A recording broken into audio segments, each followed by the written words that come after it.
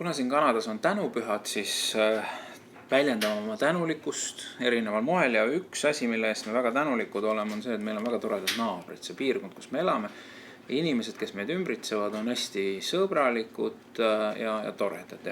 Ja meie tahame oma tänulikkust selles osas väljendada sellega, et me viime neile ukse taha käsitsi tehtud kommid ja väikesed ise tehtud kaardid, kus me väljendame seda, et me oleme väga tänulikud selle eest, et meil on nii toredad naabrid ja soovime neile Jumala õnnistust ja õnnistatud tänupüha. Ma ostsin Walmartis sellist veidi kuldset paberit, mis mõnusalt läigib, eriti teatud nurga all, kui valgus peale paistab ja disainisin siis peale siia väikese tänupüha tervituse.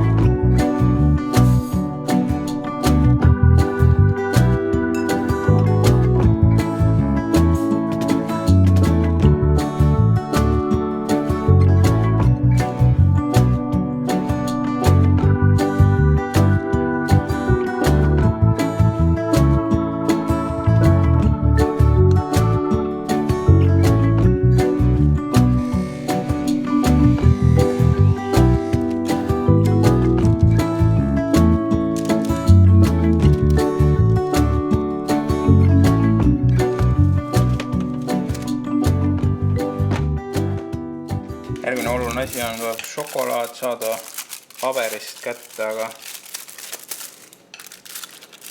see ei olegi nii lihtne. Eesti šokolaadil käib see kuidagi lihtsamalt. Eesti kommidel või? See on mingi esi sees. On või? Täidisega, see on küll kehvlugu. Ta on ikkagi, ma ei tea, kui kõvaks ta läheb. Ta on juba siin väga pehme. Pehme? Jah. Kommi ümber. Alati on oluline testida. Ma tegelikult ei maitse muru šokolaad. Ei jätse õige muru šokolaad, sest ta ei maitse mulle.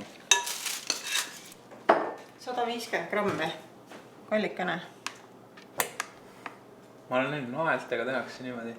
Palutakse üks ära, siis saadaks teada, aga ta ei kaalu üldse mitte midagi. Selline kogus on 47 grammi. Lisan veel natuke.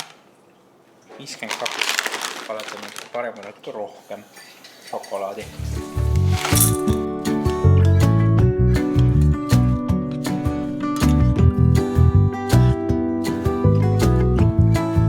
Teiste kommide tegemiseks on vaja head slutšenno ja molokood, millest ma olen pool kahjuks ära söönud, seega ma saan teha nüüd pool kogust, aga me tegime teisi komme sellest rohkem.